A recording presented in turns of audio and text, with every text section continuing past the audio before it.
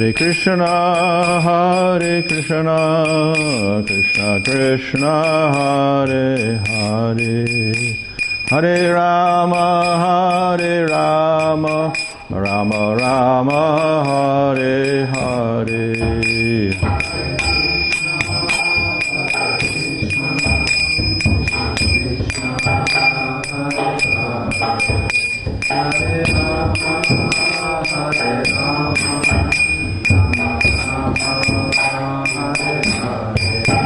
Hare Krishna, Krishna Krishna, Hare Hare, Hare Rama,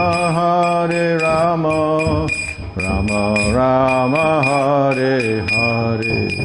Hare Krishna, Krishna Krishna, Hare Hare, Hare Rama,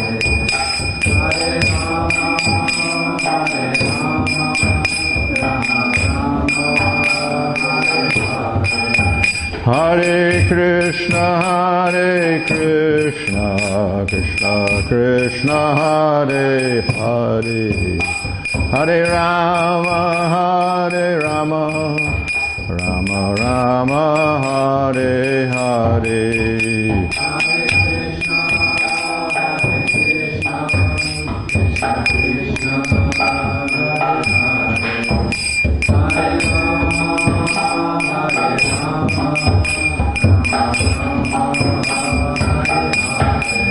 Hare Krishna, Krishna Krishna, Hare Krishna, Krishna Krishna, Hare Hare, Hare Rama,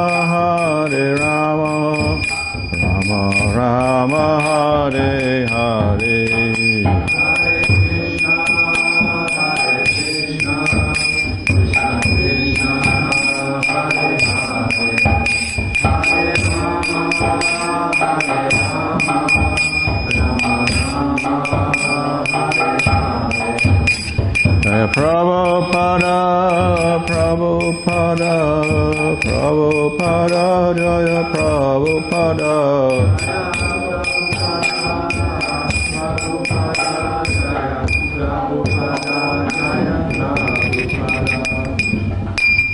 Jaya Vishnu Bhagavatam Maharaj Acharya, also that's with AC Bhakti Swami Srila Prabhupada Ki Jai.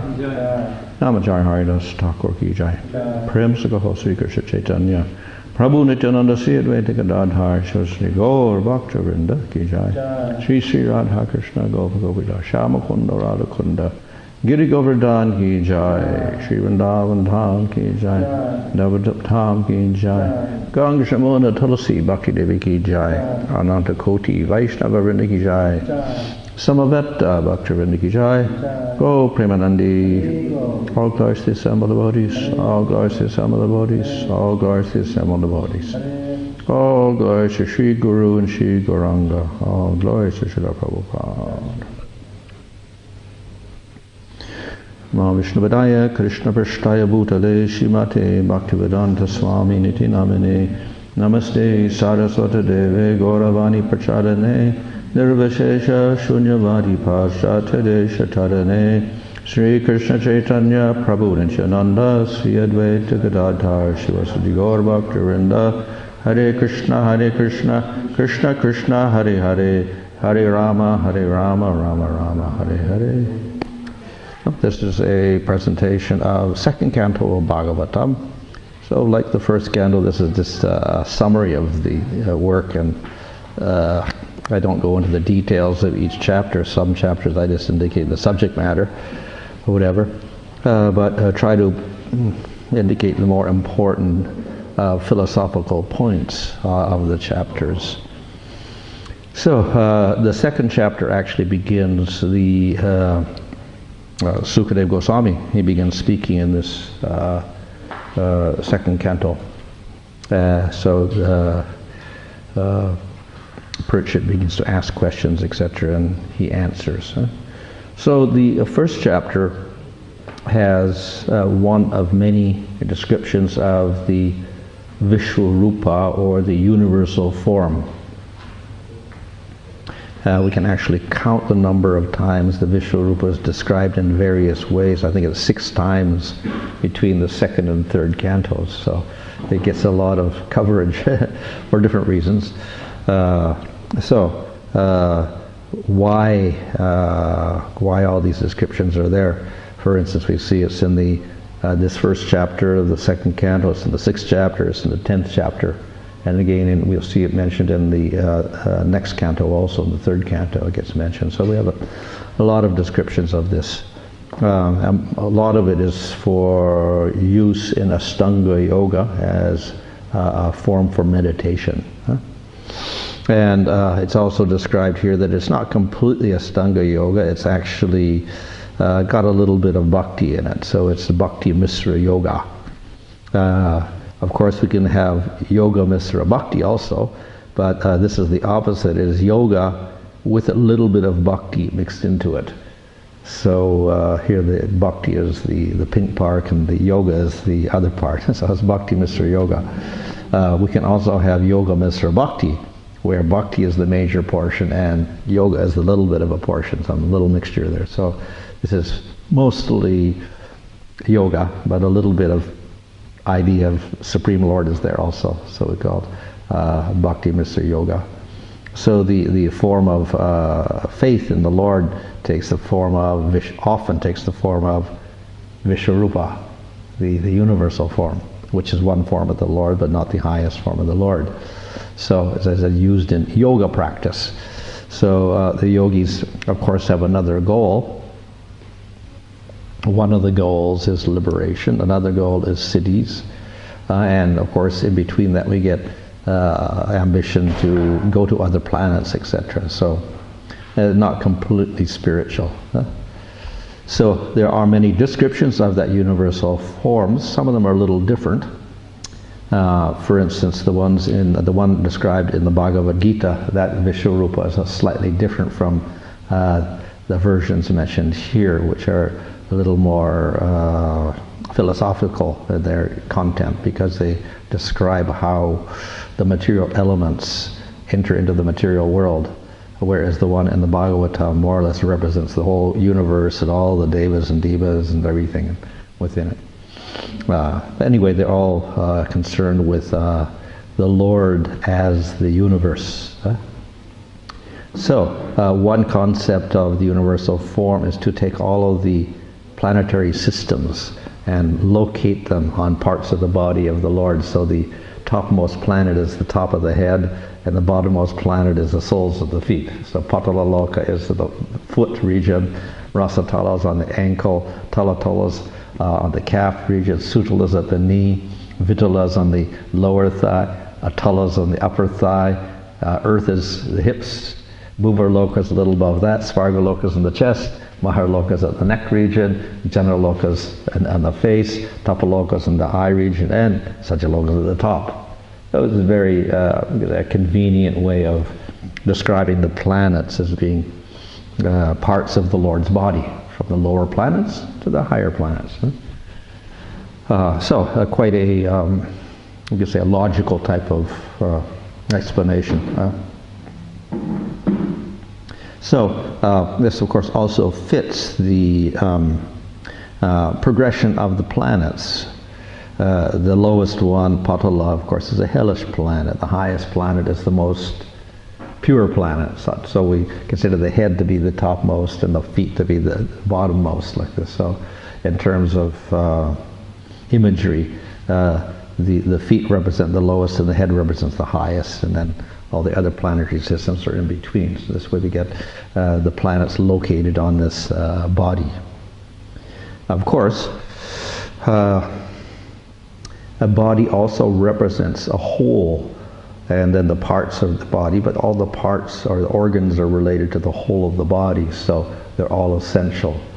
So we consider the Sudra to be the feet, and the Kshatriya are the arms, and the Brahmana as the head, for instance. But we need all of the organs of the body to function properly. So that we put the Sudra at the bottom as the feet. At the same time, if we don't have Sudras, the society isn't functional. If we don't have feet, we cannot walk around. So therefore, all of the parts of the body are necessary. So all of the varnas are necessary also. And similarly, all the planetary systems are necessary for some purposes. Of course, ultimately it's due to karma. Some people deserve to go on the lowest planet, so they get stuck on the feet region. Other persons, they do punya, they go to the topmost planet. So according to your karmas, you get certain results, and then you get located in these different sections of the universal form. So that means that all of these planetary systems are part of a whole. And of course that Vishwarupa is considered to be a form of the Lord. So in other words, everything, all these planetary systems are operating not by chance, but under the organization of the Supreme Lord for particular purposes. So they're not random. They're all there with their particular inhabitants, etc., and their characteristics for the arrangement of the purposes of the Supreme Lord. So another way of describing the universal form is not in terms of planets, but in terms of devatas and senses. So this is a common description of the universal form. So we have different senses in our body, and because of these senses we do activities, we can support our body, we can live. So we have the eye and the ear and the nose, the knowledge gathering senses, and then we have the feet and the hands, etc., for action. We have the two types of senses. So these are also located on the universal form, just like our body. So we have eyes in the head, and we have all these other organs in the head, then we have the hands and the feet, etc. So it's a little more complicated than that, because not only we have an organ, but we also have what we call the sense object. What is the function of the organ? So the eye picks up form, the nose picks up smell, the ear picks up sound. So they each have a particular object that they can sense. And not only that, they have a devata that allows us to perceive the particular form or the fragrance or the sound, etc. And if the devata cooperates, our senses operate properly. If the devata doesn't cooperate, then we can't see or we can't hear or whatever. So these three things are necessary: the organ, the sense object, and the devata. So many times in the Bhagavatam we'll have a description of this universal form with the eye and the devata of the eye, which is the sun, and form. The three things go together. And when it describes the creation of the material world, it's of course Brahma creates the material world, but it's described in terms of a universal form, manifests, and then suddenly the eye appears, and the sun appears, and the form appears, and then we see the arrangement for seeing is there in the universal form. And similarly for all the other senses. So the nose has the devata of the Asvini Kumars, and the object of the nose is smell, fragrance. The ear is for sound, and the devatas of sound and the ear are the dikdevatas, the devatas of the directions. The tongue is for tasting, the different flavors, and the deity is Varuna, the deity of water.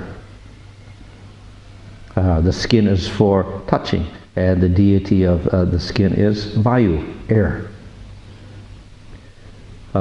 The deity for speaking, the voice, is Agni, fire deity.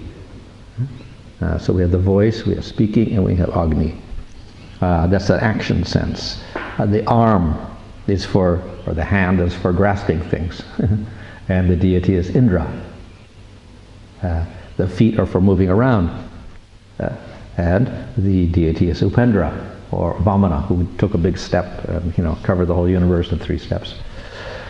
Then we have the genital. Prajapati is in charge of the genitals for reproduction. And we have the anus, ruled by Mitra, deity of death, for excretion. So these are the senses and the devatas on the universal form. So We have the devata, the sense, and the sense object. These are intimately related together. The sense cannot contact the sense object properly unless we have the devata involved. So a devata is always necessary. In the creation of material energy, when Mahavishnu glances, we find that after the glance, then we get ahankara. Ahankara divides up into sattvic, rajasic, and tamasic, and from the sattva portion come the devatas of the different senses, and the moon of the mind. And from the rajas we get the senses. And from the tamasic portion we get the sense object.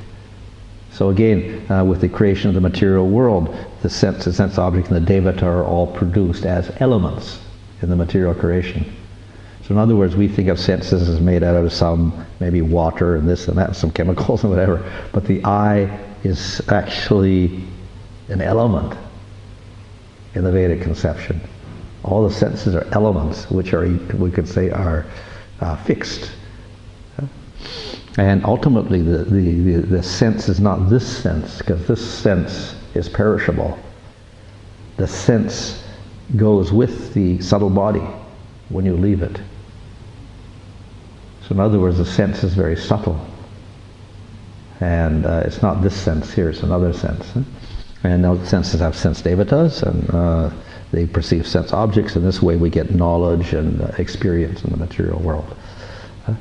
So these are all stuck onto the universal form also. So the universe is made up of all these things, and then we have our microcosm, our own body is also representing that replica of that universal form with all the senses on it. Okay. So chapter 2 is talks about Paramatma, and it's a nice description of the beautiful form of Paramatma. So one can meditate on Paramatma instead of the Vishvarupa.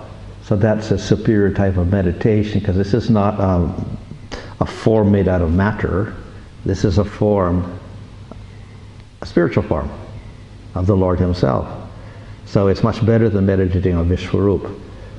So meditation on Vishvarupa is for the immature yogis, and meditation on Paramatma is for the more advanced yogis who can understand the spiritual form of the Supreme Lord. Yeah.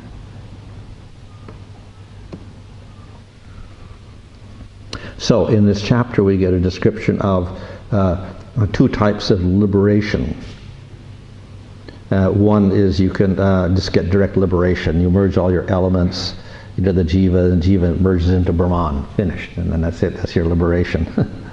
The other is the gradual liberation, or krama mukti, and it describes how you raise the life air to the top of the head, and then you travel to the lokas.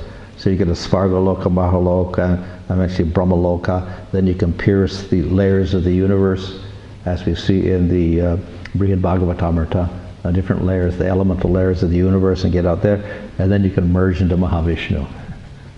So that's the gradual form of liberation, going through the upper planets and outside the universe. Otherwise, suddenly you just get liberated. So, two paths of liberation for the yogi. Like that. Okay. Yeah, so the yogi can go and merge into Mahavishnu. That's his goal. So, chapter 3 goes a little backwards. Instead of describing liberation by two means, it describes Sakama Karma Yoga, worship of devatas to get material results. So there's a whole description of different devatas for getting different material results. I won't go over them all because we're not so much interested in material results. But you worship a particular devata, you get a particular material result. And of course in India we'll find that people seriously worship all sorts of devatas for particular purposes. So not uncommon in India for that. Of course in the Western world they're not familiar with that, but in India all sorts of deities for different purposes. Sukadeva offers respects to the Supreme Lord in this chapter, so he offers a bunch of prayers. That's the basic summary of chapter 4.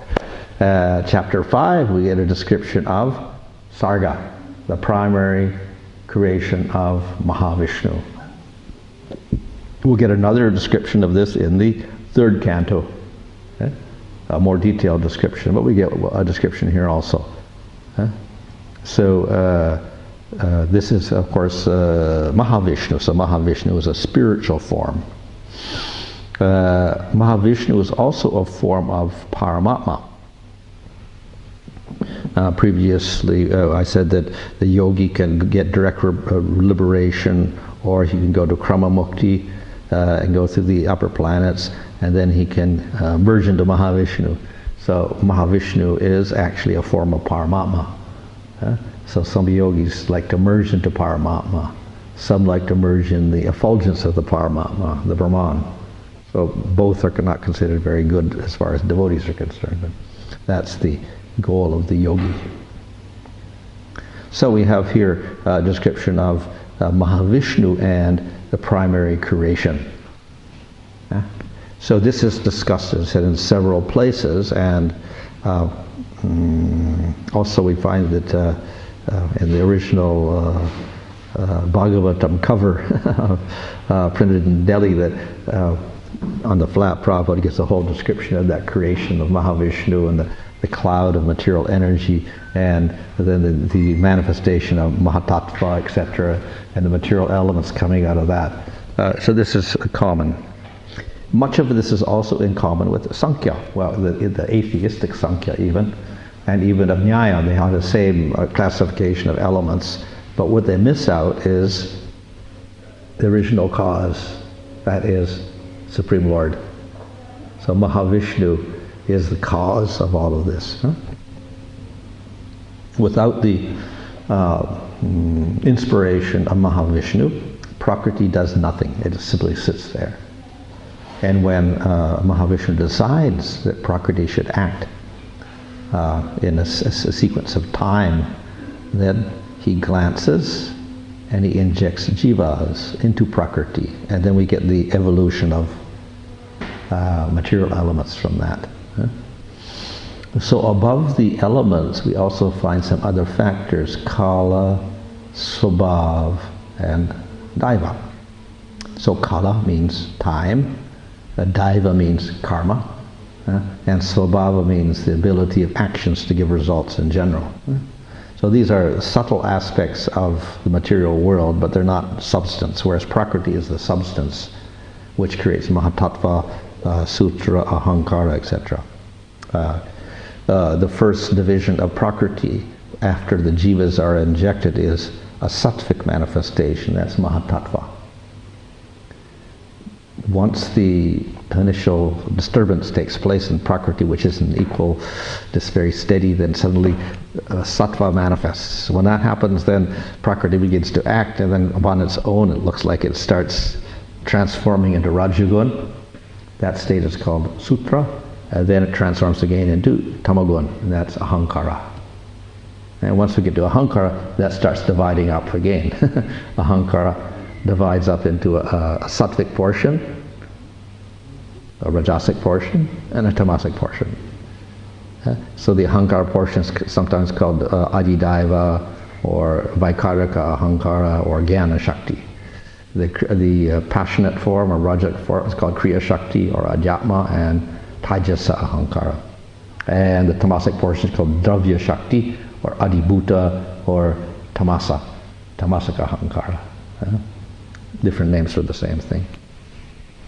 So the sattvic portion gives rise to the mind and its deity Chandra, and all the different devatas for the senses, the knowledge senses and the action senses. And the rajasic energy gives rise to intelligence, or buddhi, and the senses: ear, skin, eye, tongue, nose, and voice, hands, feet, genital, anus. The different types of senses. So there we have the corresponding devata for each sense. And the tamasika ahankara gives rise to two things. The gross material elements called the pancha mahabhutas, ether, air, fire, water, earth, and their corresponding sense objects or tanmatras called sound, touch, form, taste, and smell. And they're related to the organs, and they're related to the devatas. So these are the ingredients or the elements necessary for the material world, which means that inherent in the material world, the creation of the material world, is the body of the jivas to perceive things and to enjoy things because they have senses. So the senses are material elements. They're inherent in the material world. So the jiva with the material body enjoying, that's kind of the whole purpose of the material world. So this is quite different from the concept of modern evolution, which says that, you know, some matter, it's matter. The bhutas on the far side there, water and earth and air and all these elements combine together, and they produce bodies and they produce senses and they produce everything. No, not like that. The senses and the mind, all these are elements which are prearranged, part of Prakriti. And they are necessary parts of the world. So the ability of the jiva to perceive things through his material senses is inherent in the elements of the material world. They're not just some accidental byproduct of mutation and whatever of cells. They're actually inherent. But as I said, they're very subtle. So these are not these material senses. They're a subtle sense in the subtle body. And that gives rise to the gross sense in the gross body.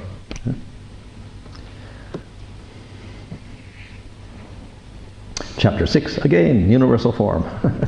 Another description of universal form again. Chapter 7, Brahma gives another description of the Leela avatars. We found that in the first canto. Narada Muni, etc., all the different Leela avatars. Here we get the same list, but we get a few extra. We get Hayagriva and Hamsa also added to the list. Chapter 8, we get a bunch of questions. Parikshit, we can ask different questions. And chapter 9 is a very important one because we get the manifestation of the Bhagavatam and the 4 verses spoken by the Lord to Brahma. This is called the Chatusloki, the 4 essential verses of the Bhagavatam. So they say that from these verses the whole Bhagavatam expands. So that's chapter 9.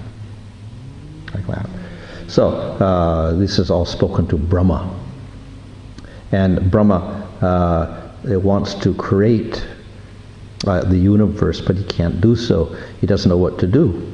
It describes how he climbs down the stem of the lotus and it's all dark and watery and he can't find the root of the lotus. He can't see anything. And he sits on the lotus and so he meditates on the Lord. By the power of his meditation, he gets a vision of the Lord in Vaikuntha. And then the Lord begins to speak to him and he gives him the 4 verses. Like that. So, what's so important about the 4 verses? They're in one sense a little bit puzzling because if you just look at them, you say, what's so special about them? Because the meaning is a little bit disguised. Indirect form, as I said. Sometimes the Lord likes to speak a little indirectly. But if the 4 root verses of the Bhagavatam, they must contain the essential message of the Bhagavatam. So if you look, then you'll find that this is so. They're actually describing the very principles of bhakti and the goal of bhakti, etc. So there's a definition of the Lord's form, there's a description of sadhana bhakti, and a description of prem bhakti. So here we get the abhideya and the prayojana, and the sambandha, all described within the 4 verses of the Bhagavatam. Lord Chaitanya says that this sambandha, abhideya, and prayojana, these 3 subjects are the only subjects of scriptures. That's all they speak about ultimately. The philosophical analysis of who's supreme in relation to matter and jivas, etc. The process, sadhana bhakti, and the goal, prema. That's the ultimate subject matter of all the scriptures. So that's what takes place, that's what's described in the 4 verses of Bhagavatam, and the primary verses. So, first of all, there are some questions asked about spiritual material forms of the Lord, about Maya and Yoga Maya, about how the Lord does pastimes in relation to Maya and Yoga Maya, and instructions on how to attain the goal. This is Brahma asking these questions. Right? So they are described in such a way that materialistic people don't understand the real meaning of the verses. In other words, there's a little bit of a secret meaning in the verses. Okay? So I explained that the Bhagavatam is like Mohini, and it hides things from the materialists. So this is another example of it. There are many examples, but this is one example of how the Lord will hide the message so that the direct meaning doesn't look very, doesn't look so fantastic or whatever. We have to look around, and then we'll get the actual meaning of the verses, and we'll understand it's all about Sambandha, Abhidya, and Prayojana. So, confidential message for the devotees. Okay. So there were the introductory verses. There's an introductory verses to the whole, to answer the questions. So the Lord says, please understand the most secret knowledge of my form, Jnanam Paramaguhyam me, along with realization of that form, Vijnana Samanvitam. So Jnana is knowledge of the form, Vijnana is realization of the form. Okay. Of course, you'll say, well, why it doesn't mention form or rupa or anything like right directly? That's because it's a little bit hidden. So Jnanam represents knowledge of the form, and Vijnana means realization of the form.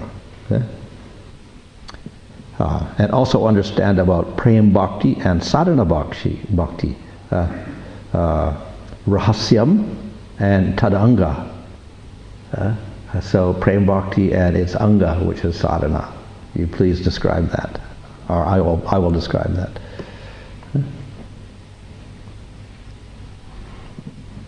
By my mercy, may you attain perfect realization of whatever dimensions, intentions, forms, qualities, and pastimes I manifest. So that's what realization means. Huh? Form, qualities, pastimes, etc. So, Vijnana, Jnana means knowledge, Vijnana means special knowledge. So therefore it means a direct perception of the Lord, the Sarupa of the Lord, the spiritual form of the Lord. And the only way we can get that vision is we do sadhana bhakti, and when we attain prema, then we get the realization. So that was he talked about prema bhakti and sadhana bhakti, rahasyam and tadangam. Without that we can't get the vijnana. Okay?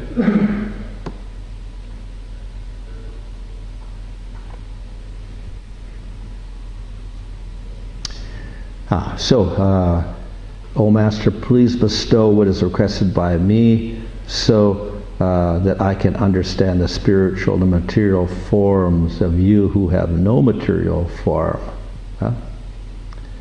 So in other words, he's asking a description of two things, matter and spirit, which are both aspects of the Supreme Lord, included within the Lord. In other words, the material world is also part of the Lord. And at the same time, the Lord is arupina. He has no material form. Of course, Mayavada says, see, the Lord has no form here. Arupina, no form. But no material form.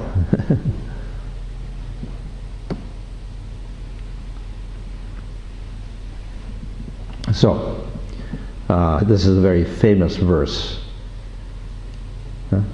Aham evasam evagre nanyayasara satparam paschadaham ya etasta yobasasheta sosmyaham. I alone, who am non-different from Brahman, which is superior to all cause and effect, existed previous to the creation of the universe.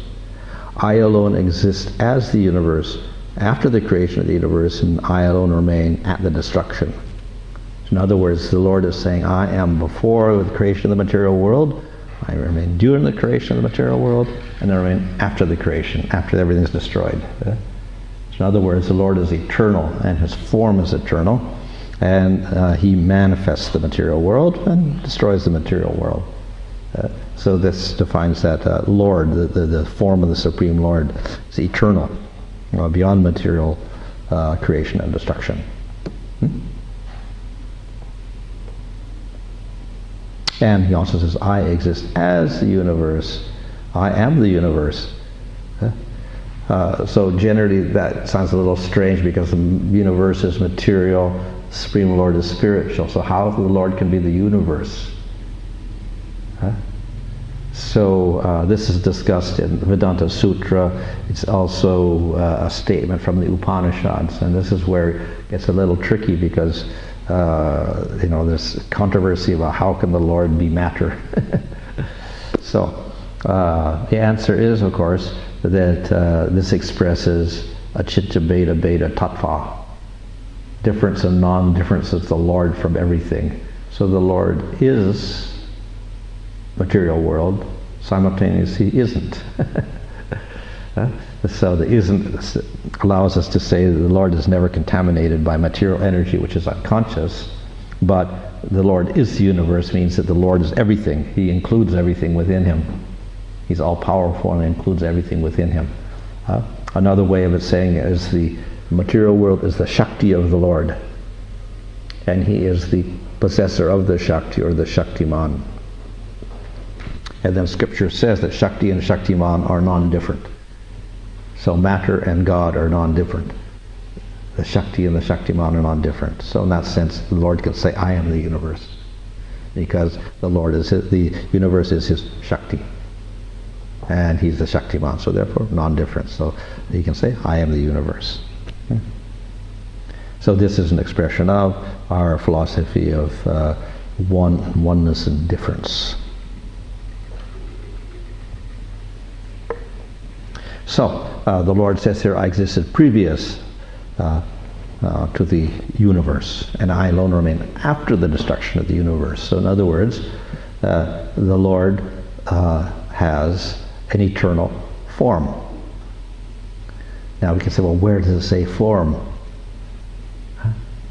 And it says, aham, I existed before, I exist afterwards. So the logic is that the I implies a person, I, an identity of somebody. So an I should have a form and should have activities. We don't see any person that doesn't have such things. So, not material, of course, but spiritual. So therefore, when it says I exist eternally before and after the creation, it means the Lord with his form and activities exists eternally. Now, of course, we say, well, only the Lord, so that only the Lord is there, but the spiritual world's not there, the associates aren't there, where are the pastimes, etc. So, of course, when I is expressed, it means the Lord plus his activities, plus his Dhamma, plus his devotees. They exist eternally in the spiritual world.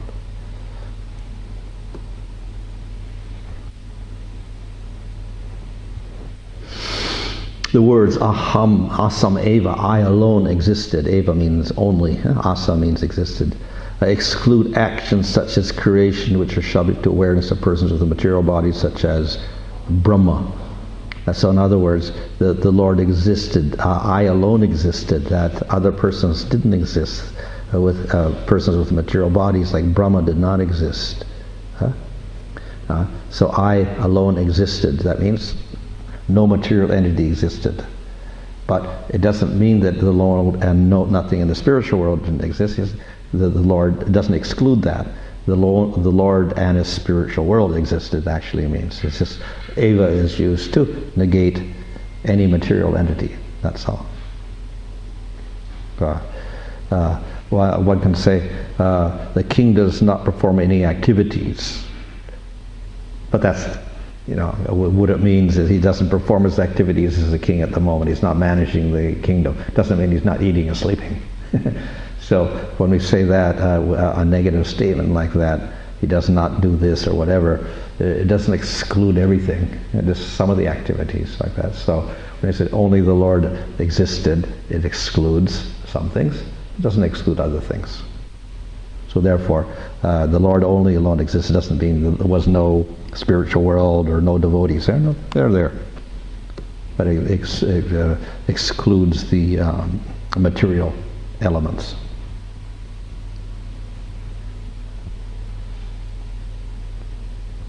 So, the Lord has two Shaktis, the Tit Shakti, which manifest the spiritual world and forms in the spiritual world, which are non-different from him. All sorts of different forms are there. And he has the Maya Shakti, which produces forms in the material world, which are achit, material things with no consciousness.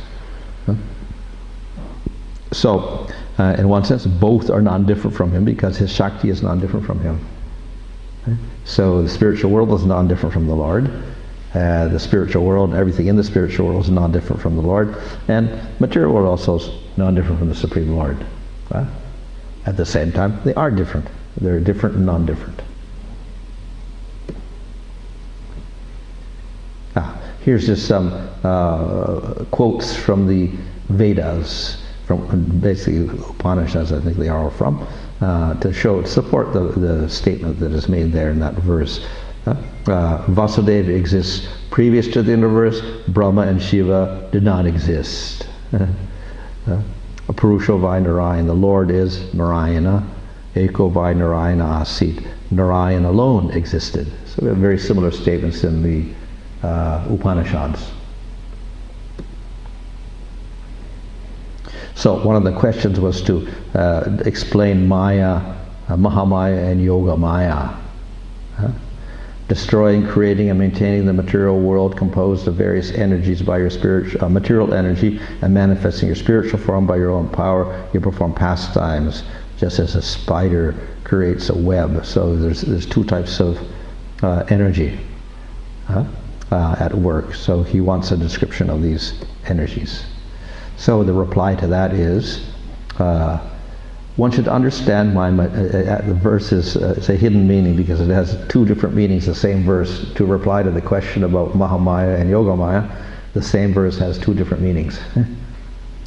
One should understand my material Maya, by whose power real objects are perceived through vidya and false objects are perceived through avidya. Just as light reveals objects and darkness hides them. So Mahamaya has two functions, vidya and avidya. We would think, well, why vidya is obviously it's all ignorance in the material world, but within that Maya there is also a portion that gives vidya, knowledge. It's sattva. So this is knowledge, at least of Atma. You can get knowledge of Atma, not of Bhagavan, but of Atma in sattva through vidya. So with it, the Lord creates matter in such a way that even through matter you can get a little realization, spiritual realization. So this is the Lord's mercy. So Maya is not all bad in that sense. One should understand my Yoga Maya, by whose power some objects are revealed and some objects are hidden from the person who has realized the Lord, just as light reveals objects and darkness hides them. So we can understand very well the avidya and vidya, the material world. We get knowledge, then we see things in their proper order, just like light reveals objects, darkness hides them. But then the Yoga Maya is the spiritual energy of the Lord. So people who are in the spiritual world who have realization of the Lord see some objects and they don't see some objects. They can perceive some things and they don't perceive. So this is the action of Yoga Maya in the spiritual world, not Mahamaya. So when the devotees don't see something in the spiritual world, that is not ignorance. It's spiritual ignorance in the sense of Yoga Maya operating for a certain purpose. So Mahamaya is in relation to material forms and material activities, and Yoga Maya in relation to the spiritual forms of the devotees and their spiritual activities. So they look similar in one sense, but they're quite different because Yoga Maya is completely spiritual.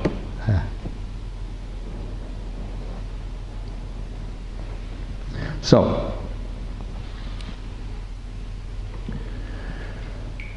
Mahamaya will act on a person, and a little bit favorably or a little bit unfavorably. So through that you can get knowledge and realization of Paramatma. We get vidya, and we can understand jiva, and through that then we can eventually work our way up to realizing Paramatma. But once we realize the Supreme Lord, and then Yogamaya functions, not Mahamaya at all. So Mahamaya is always favorable. Yogamaya is favorable. Mahamaya has both functions, avidya and vidya. So we get struggle in the material world. The spiritual world, Yogamaya acts, and even if we get some ignorance due to Yogamaya, it's always favorable for the jiva. It's part of the spiritual world. So that Yogamaya arises from the Lord's Sarup Shakti. It's part of a spiritual energy, an internal energy. Mahamaya, we can say, is an offshoot of that Yogamaya, but it's completely different from him in a spiritual form. So it's a completely different Shakti. So Yogamaya belongs to the internal energy, Mahamaya is external energy. They're quite different.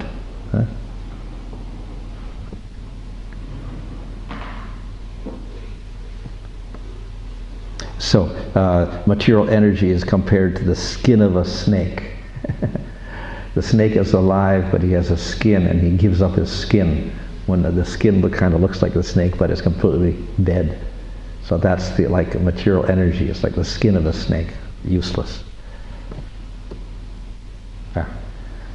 So Yogamaya is the original Maya that causes covering of the jiva in the spiritual world. It is offshoot in the material world is Mahamaya, which causes ignorance for the jivas here. So Mahamaya is like the snake skin. It's dead, actually. Okay. So avidya functions too. In Mahamaya we get the two functions, vidya and avidya.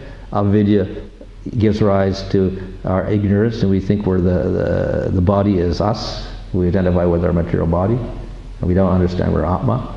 And we fall into delusion, lamentation, we do activities, and we get karma. The vidya portion reveals Atma. So we can understand, I'm not the body, I'm the soul. And through that we can get knowledge and a little bit of bliss.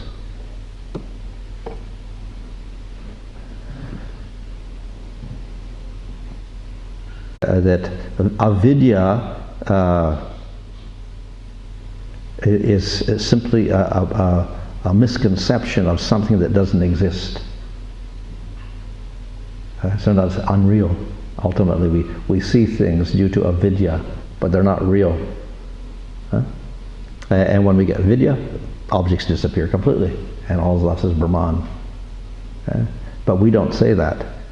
So the objects remain whether we have knowledge or avidya. But we just get misconceptions about the object, that's all. Like the object in the dark room is opposed to the object in the light room.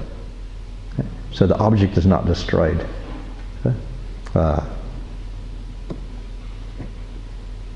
Okay.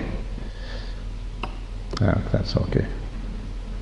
So, with vidya you practice jnana, sankhya yoga, sankhya, philosophy, yoga, austerities, and there's a little mixture of bhakti in there to make them work. Through that you get realization of Atma. Then if you become indifferent to jnana and you get the little bhakti that remains, then you can get liberation. If you don't have the little bhakti there, you can't get the liberation out of the processes. If you get the mercy of the Lord, then you can realize Paramatma. Okay, Yogamaya. So, this is the more important part of illusion, ignorance, spiritual ignorance. So, for persons who realize the Lord, things are hidden or revealed. So the cause of that is Yogamaya. So Yogamaya covers objects with a spiritual purpose in mind, in order to increase rasa, to cause pastimes, etc. such as Mother Yasoda looking at Krishna's mouth. So, in order to show that Yasoda's love could not be restricted by a show of Krishna's power, Yogamaya revealed the material universe within Krishna's stomach, while simultaneously revealing the spiritual form of Gokula, Yasoda, and Krishna. So she looked in Krishna's mouth, and then in her stomach she saw universe. She looked outside, she saw herself, she saw Krishna, and she saw Gokula. Huh? So, how did this happen? By the power of Yogamaya. Huh? But then she looked away and she looked back and she didn't see it again. And then she just saw Krishna as her child. So she had a vision created by Yogamaya and it disappeared by Yogamaya. So Yogamaya produced a vision and then withdrew it. So that's the action of Yogamaya. And through that, what happened? It showed that Mother Yasoda's love for Krishna was greater than seeing him with powers. And seeing him with powers was an interruption to her love, so she rejected that whole vision. And then she just saw Krishna as her son. So that was the whole purpose. So in other words, Yogamaya acts for a special spiritual purpose. And in this case it showed the intense love that Mother Yasoda had for Krishna. So strong was the love that it rejected the vision of Krishna as the universal form.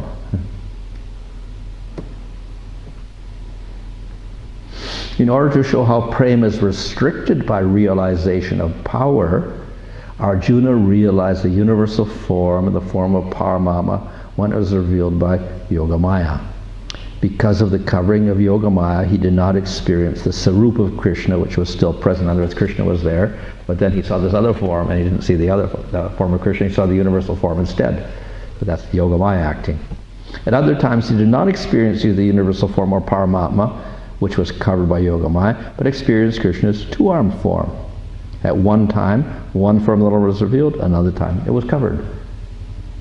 So, again, Yogamaya acting.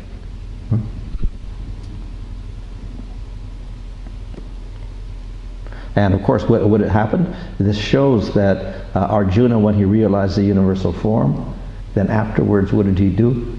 He apologized to Krishna and said, "Oh, I didn't understand that you're the Supreme Lord. So I apologize for acting as a friend and sitting with you and joking with you and eating with you in a very familiar way." So in other words, his love got restricted by that vision of the universal form. Mother Yasoda simply rejected the whole thing. And then she just put Krishna on her lap and fed him some milk and called the brahmanas to chant some mantras to protect him. So the love of Yasoda was much stronger than the love of Arjuna for Krishna.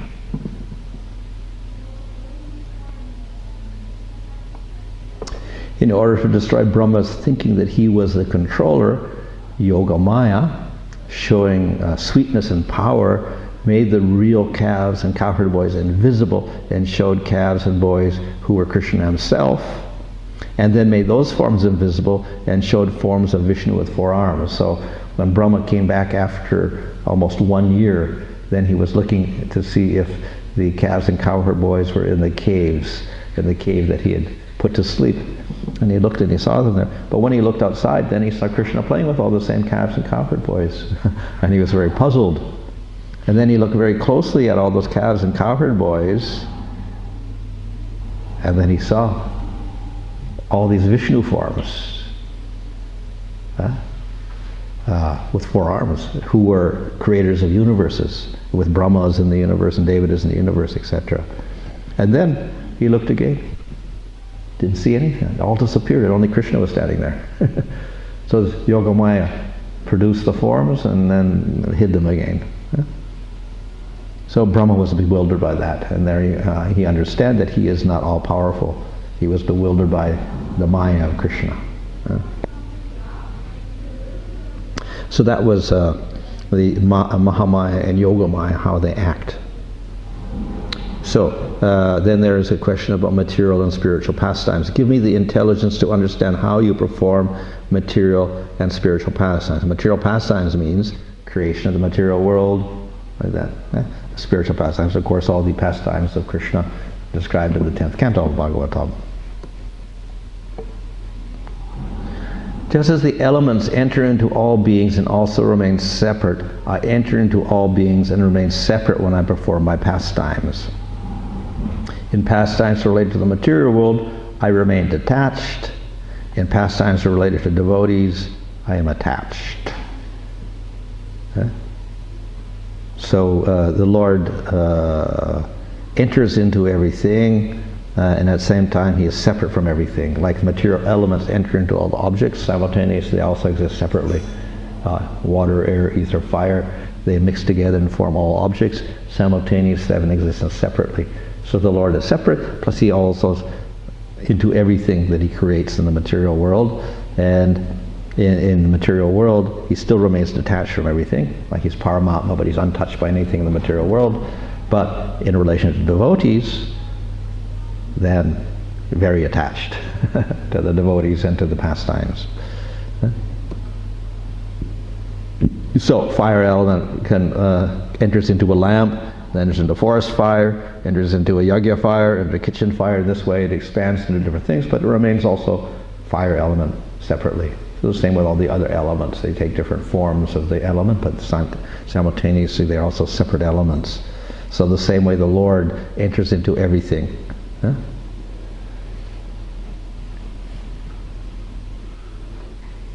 So in relation to the creation things of the material world, elements, etc., the Lord is detached. So he's Paramatma, but he simply witnesses everything there. He doesn't interfere. Huh?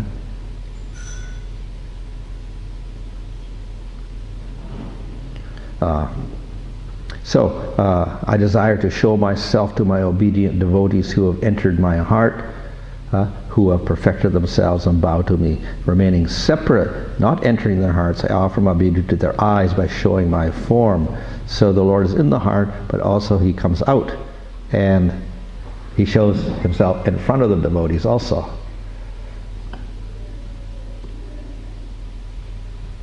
I desire that my fragrance enters their nostrils and desire to fill their ears with the nectar of my sweet voice, speaking with them and answering them. I desire to make their limbs experience the sweet softness of my body by touching and embracing them. So to do that, the Lord has to have a separate form, and he reveals that to the devotees. Okay, now the last question is about sadhana and prema. Without lethargy may I carry out instructions on how to worship you as given by you, because by your mercy alone I am not bound by false ego when I carry out the creation. So, the answer to that, there's two meanings to this verse. The person desiring to know the best sadhana and prema must learn by surrender to Guru. Sadhana is determined as the best by positive results, and when not, negative results, not getting results through non-performance. If you do it, you get nice results. If you don't do it, you don't get any results. But by being possible to perform in all places and all times. So the best sadhana is that it can be done anywhere, at all times, by any person.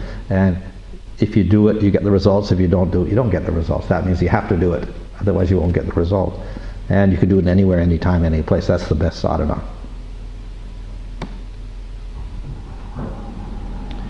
So, an example of positive effect. The person desiring destruction of all desires, the person with all desires, even the person with intense desire for liberation, if he has good intelligence, will worship the Supreme Lord with pure bhakti.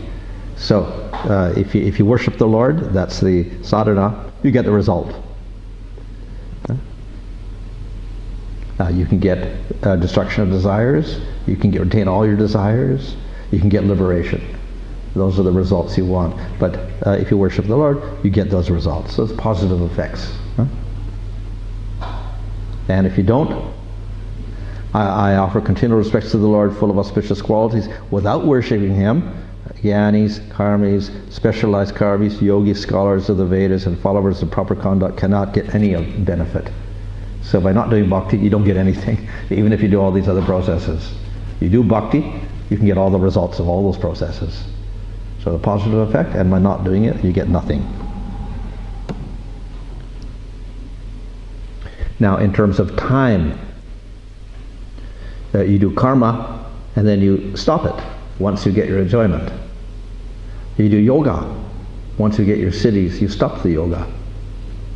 You do sankhya. When you get knowledge, you stop the sankhya. You do jnana until you get liberated. When you get liberation, you stop it. So these are not practiced at all times. They're temporary processes that you give up on attaining a result. So bhakti is practiced at all time, in sadhana and in prema, in the material world and in the spiritual world, at all places. So it's different from all the other processes. Therefore, it's a superior process. So that's the best sadhana. So, bhakti is done by devotees. It can also be done by people practicing karma or jnana. It can be performed by anybody, even people who are most fallen by birth or activities. People outside the varnashram system can also do it. Sinful people can also do. Bhakti can be practiced at all stages of life. Prahlad practiced in the womb, before he was born. Dhruva practiced when he was a child. Ambarish practiced as a youth. It can also be practiced in hell, or heaven, or Brahmaloka, or spiritual world. There's another meaning to the verse. The person desiring the highest truth would experience rasa, which produces bliss through meeting and separation, and continues in all places eternally. So this is a rasa explanation of the same verse.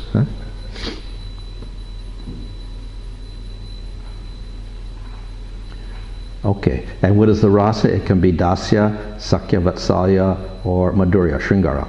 By direct contact, that means anvaya, means meeting, and it's separation, the opposite. In all places, all universes, in places like Vrindavan, in the presence of servants, friends, elders, and gopis, at all times, continually, even after the destruction of the universe. So rasa continues in all places and all times also.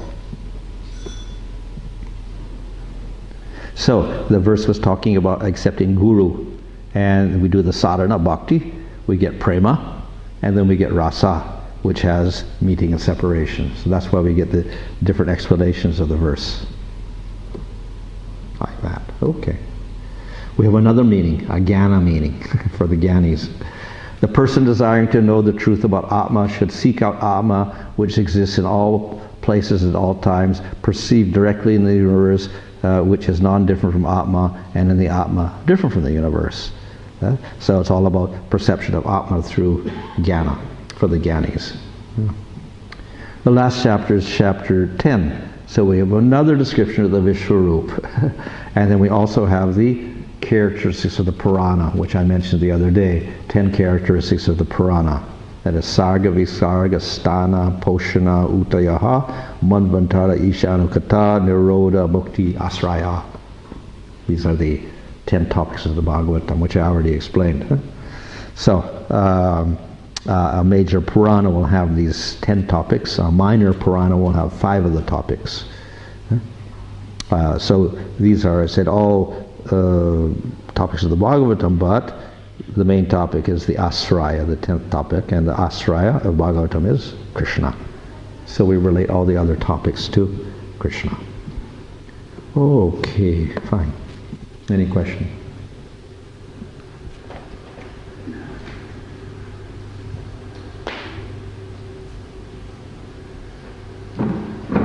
As we know, Krishna's omniscient, so he understands everything that's going on with everybody, past, present and future. So when you describe the different devas that are in charge of the different senses, obviously that must be they're aware of every living entity acting with the senses, so that means they must have some sort of omniscience. Some good powers, yeah. They're aware of all the senses of all the different living beings, and if you commit offense, then your sense doesn't operate properly, and if you do nicely, then your sense operates nicely.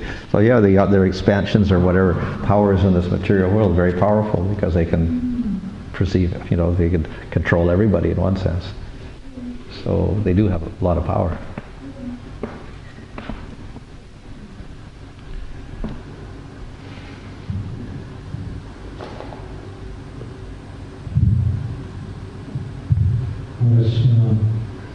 What Brahma sometimes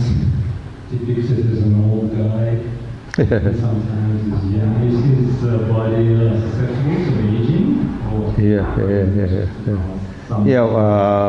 I don't recall a thing, but obviously the man with the beard is a little bit of an imagination thing, just like in the Sistine Chapel, God has got a beard, and he's an old man for the Christians. So some people in India, they depict Brahma as old because he's the first person in the universe, so he must be the oldest, so they put a beard on him, etc. But because in the upper planets they don't really age like us, and Brahma is above all Svarga even, so therefore we shouldn't expect him to age at all, really. So therefore it's more imaginary than anything else. Of course, if he wants to, he could have a beard temporarily, but I think it's more imaginary than anything else, these depictions with the beard. Yeah.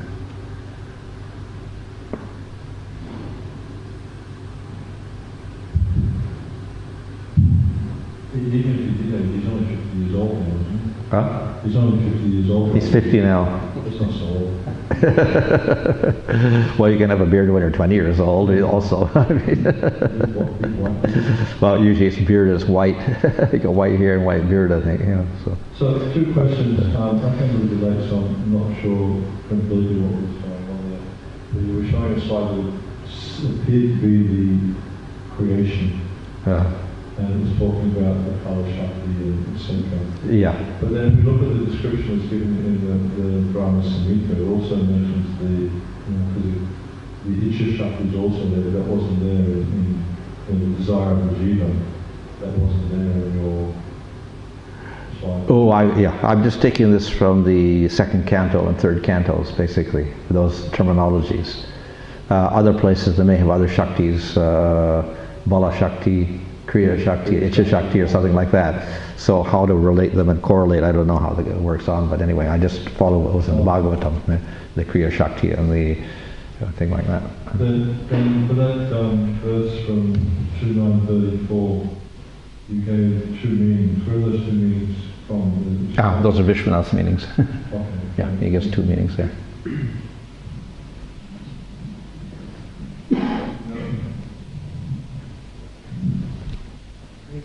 Thank you very much.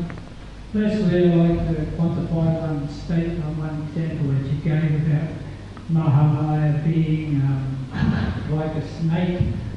Skin of the snake. Just a couple of years ago, one morning, it was about 6 o'clock, the Pujari was living in Chandrika's place there, and he goes, I can't come to dress the deities this morning, there's a big snake over my door. So, I took a guy who was purportedly a good snake catcher. We went down to have a look. There was a big snake skin. Oh, the snake skin was over the door. Did he come out?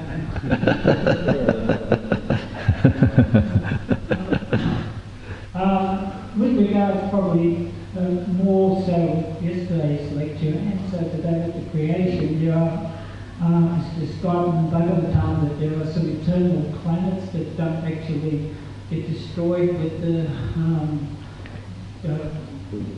pralaya. So one was the pole star. Dhruvaloka. And I think Vaikuntha, this is a Vaikuntha planet that the Lord called Vaikuntha, he made for his mother in the material world, so it's called Vaikuntha, and like that. So they continue to exist after the destruction. It looks like it, And then the bubbles coming.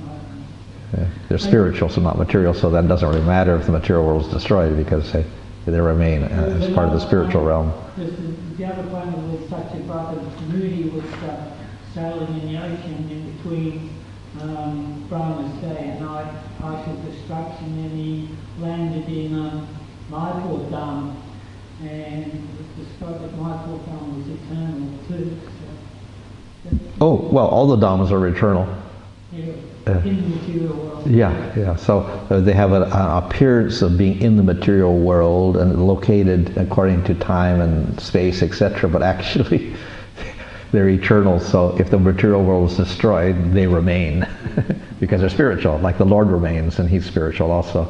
They may look like they've disappeared, like the Lord also disappears and not here, but actually He's eternal also. So they're beyond time and space, actually. So material world is created and destroyed according to time and space, but they're beyond that.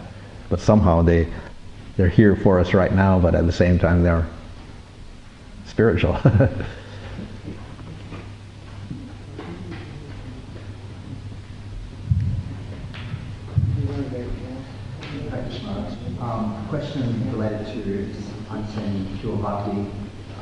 there's verses in the Bhagavatam when Krishna mentions that someone who's in pure bhakti doesn't desire anything besides the engagement at service, and doesn't even desire to join Krishna in his abode.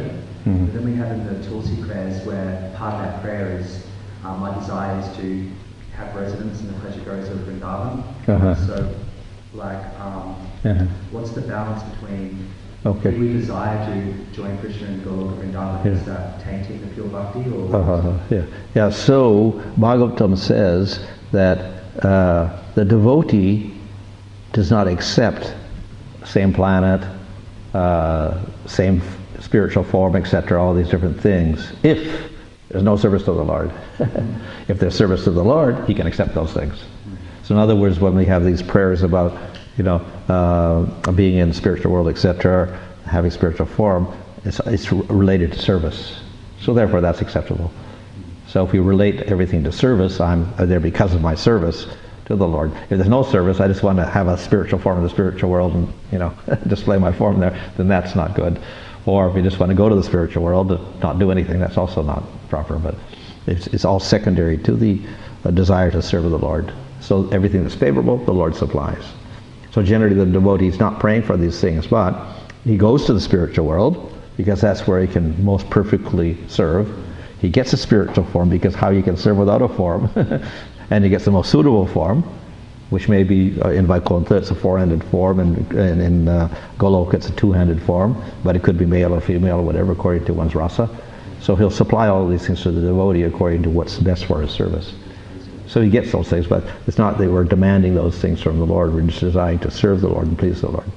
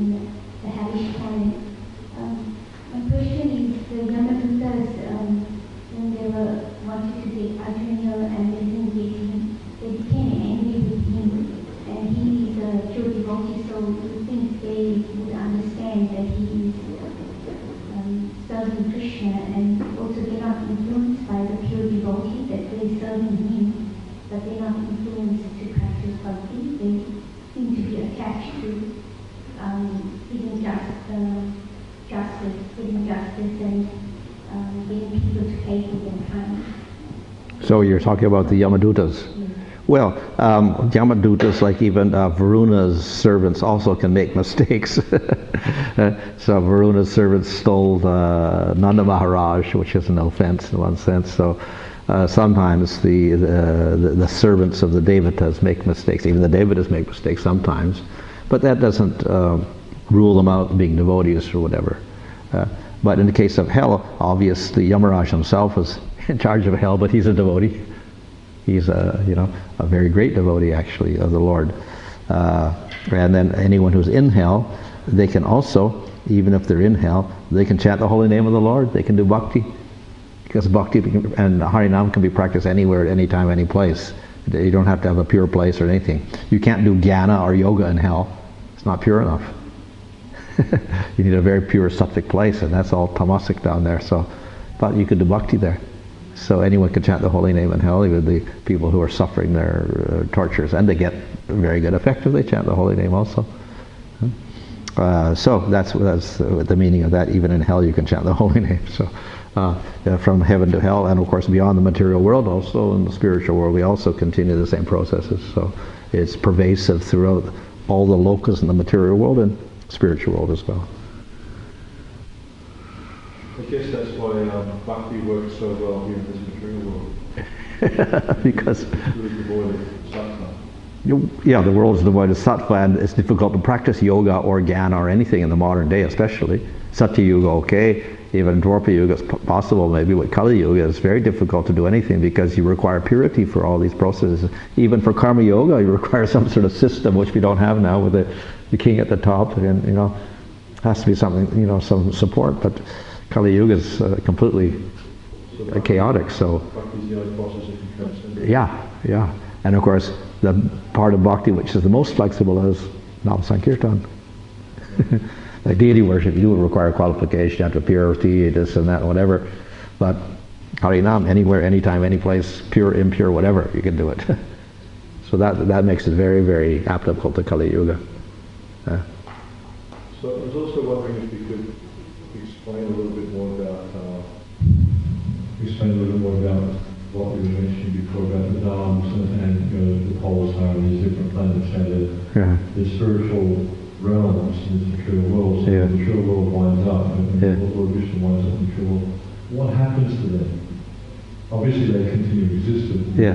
Well, see, we're kind of maybe operating with a material type of duality, this or that, here or there, now or then, or whatever. But actually, they're eternal and they're spiritual, so they don't depend on the material world at all. So whether the material world is here or not here, they're continually existing. Where do they exist? Well, obviously in the spiritual world. And even if it's the material world, if it's there, it's also the spiritual world. So the Lord is in the spiritual world, then he comes to the material as avatar and he manifests his Dham here. So it's not that he is coming here in one sense. He's always in the spiritual world and he's simultaneously here, which is the spiritual world itself.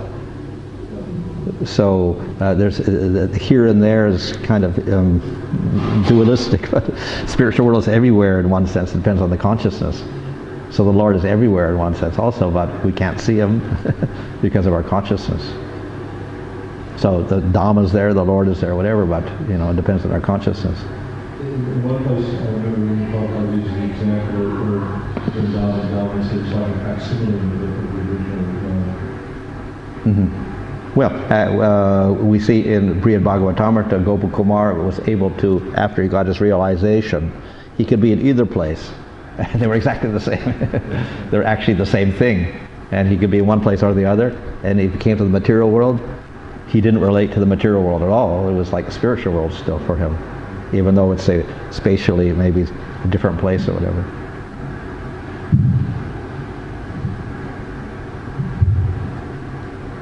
Perhaps then was in charge of the aspects of God. So you see in the Vedic realm of the demigods, regarding health, maybe it's a astrological question. If you have any ailments to a particular part of the body, then you have to satisfy or those devatas or the planets in charge of them. Yeah. Like if you have eye problem, probably it's got to do with the sun, because the sun is a devata for seeing. So that means your sun is weak or debilitated, or it's got Saturn right next to it with some other bad planet like Mars, so you get infections in the eye or something like that. So then you have to counteract that bad sun by increasing the strength of the sun or whatever. So various remedies, or pacifying the bad planet like Mars or Saturn by doing worship of those particular avatars to get rid of the bad effect. So we can trace out all the different ailments of different planets, and in charge of the planet is a devata, an avatar. And so you take the avatar, then you worship that avatar to get rid of the bad effect.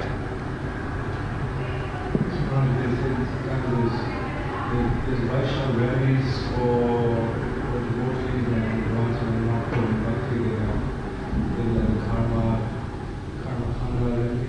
What's that? For devotees, there's Vaishnava remedies. Like you said. Oh yeah.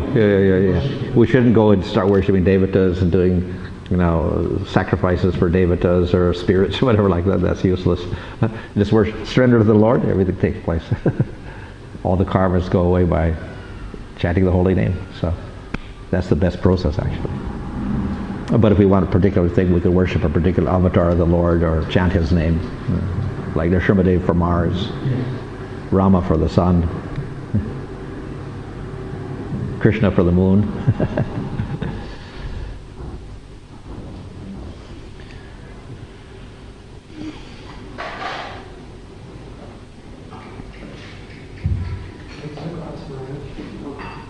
So, just with the ahankaras, how they would go through and and there'd be Sattva, Raja, Tama. So then they had Adhyatmika, Adhibhautika, and Adhidevika. So just in terms of suffering, is one more planned than another? What, the suffering? Yeah. Oh, you're talking about adhibhautic suffering and all that. Well, in one sense, it's not related in that way, but the meaning of the word is similar. Adhibhautic means the bhutas, which means material elements. And your suffering is to do with the material body, let's say, like that, gross, you know? And adhyatmic would refer to the mental area or the atma or whatever, mental than physical. So adhyatmic means mental problems rather than physical problems. And adhidaivik refers to things from the devatas, such as the weather or the sun or whatever, sun, fire, rain, whatever like that, which is the devatas here in charge of the different, afflictions on earth, whatever like that. So in that sense, the words are used. But so here we have adhidaiva for the devatas, adhyatmak for the senses, and adhibhautic for the material elements.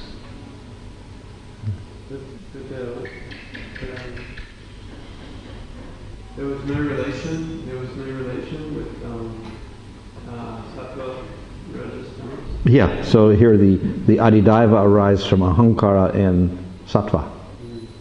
And the adhyatmic ones are from, or the senses are from the rajasic ahankara, and the tamasic ones are the material elements here. So we could say maybe in terms of vibration, tamas is the lowest vibration, so that's the gross material elements. Rajasic is intermediary, so that's your senses by which you can enjoy, which are a little bit higher than the gross material elements. And then the devatas are more refined than that. They're the sattvic element that help you operate your senses. So would you say then a devotee more so would suffer from the devatas rather than the gross body? What's that? Would you say a devotee and someone in sattva would, their suffering would predominantly come from devatas rather than... Oh, I see. Well, they're kind of all related. So the devatas are related to the senses, but they're also related to the tanmatras and to the bhutas, the gross material elements. So in other words, the devatas would have some relationship with everything. You offend the dik devatas, so maybe your ether element in your body, the gross material element in your body may also get disturbed, as well as your ear, like that, if you go across that table and see the different things like that. So could operate on all levels like that. But when a sattvic, in general, then that means one has less bad karmas and more good karmas. So then one automatically gets less ailments on any level. Less offense, less sinful activity, so therefore less bad karma. So therefore the devatas are more willing to cooperate with you, and then you get better effects on all levels.